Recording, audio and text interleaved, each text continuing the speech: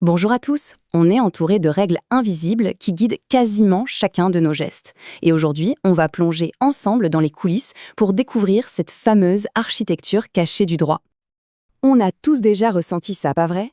Une montagne de textes, un jargon incompréhensible, de quoi se sentir complètement largué.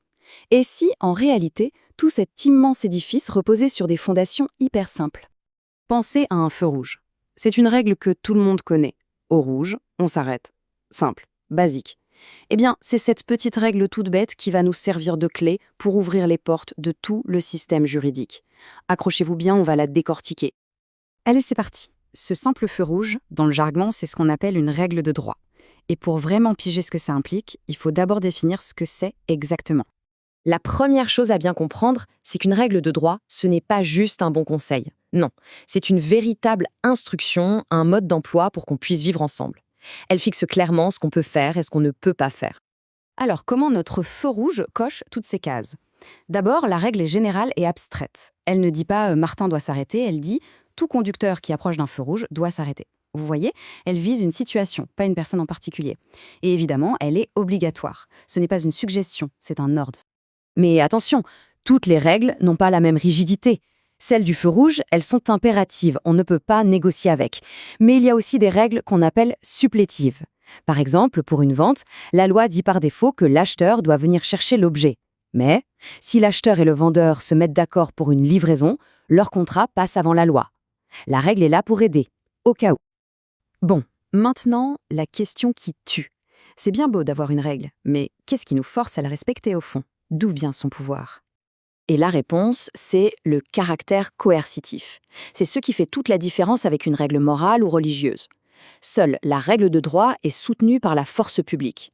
C'est l'État et personne d'autre qui a le pouvoir de nous forcer à obéir. C'est ça qui donne à la loi toute sa puissance. Et cette sanction, elle n'a pas qu'un seul but. En fait, elle peut en avoir trois. D'abord, l'exécution.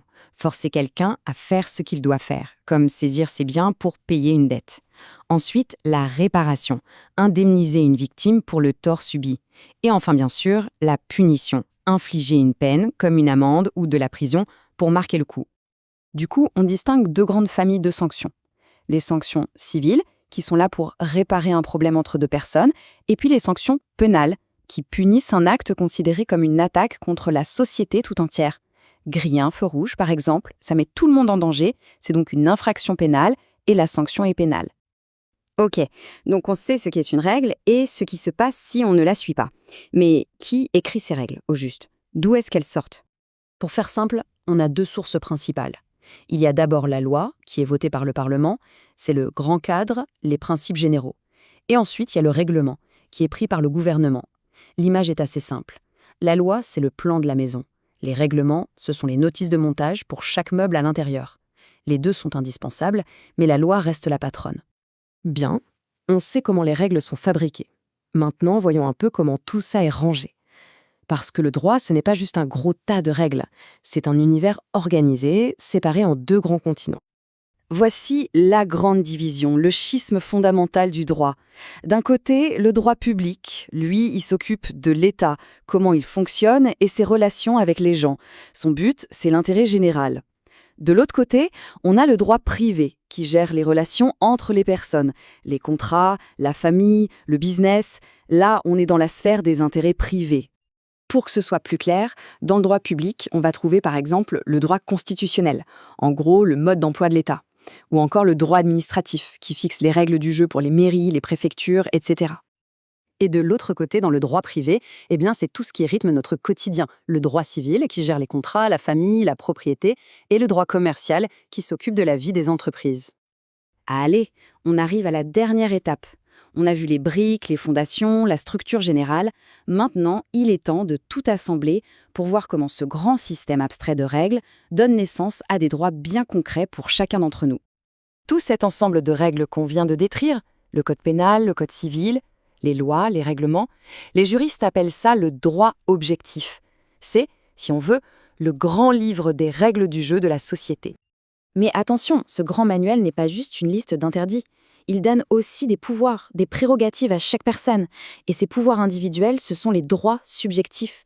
Par exemple, le droit de propriété sur une maison, c'est un droit subjectif, créé et protégé par le droit objectif. Et il faut bien comprendre la relation entre les deux, il y a une analogie qui marche super bien. Imaginez que le droit objectif, c'est le système d'exploitation de notre société, comme Windows ou macOS. Et les droits subjectifs, ce sont les applications que chacun peut lancer, signer un contrat, créer une boîte, voter. On ne peut faire ces actions que parce que le système d'exploitation les autorise et les encadre. Alors voilà, la prochaine fois qu'on s'arrêtera à un feu rouge ou qu'on signera un contrat, peut-être qu'on y verra autre chose. Plus seulement une simple contrainte, mais la petite pièce d'une immense architecture invisible qui nous structure tous. Alors, quelles règles du quotidien allez-vous regarder avec un œil nouveau? La question est posée.